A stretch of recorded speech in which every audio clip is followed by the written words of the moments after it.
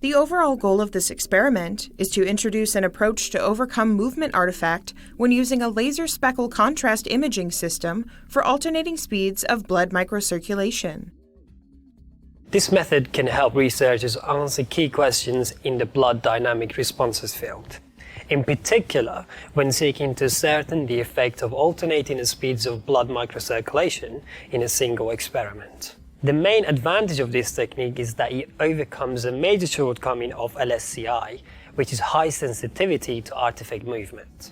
The implications of this technique have allowed us to evaluate different modes of stimulating blood circulation. This is clinically relevant as there is a proposed relationship between increased microcirculation and the reduction of edema in post-surgical populations such as total hip replacement patients. This method can provide insight into the dynamics of microcirculation, and so it could also be applied to other experiments such as those looking at monitoring devices that promote wound healing. Generally, individuals unfamiliar with this method will struggle because LSCI is very sensitive to artifact movement, and so detection of microcirculatory changes will not be possible unless the body part is held completely still.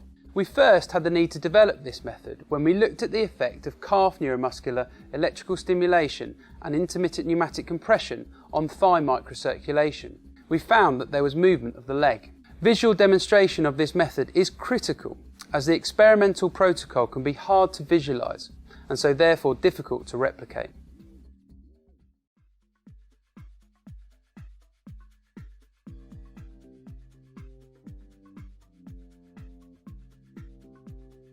To begin, connect the power supply, USB, and the FireWire interface.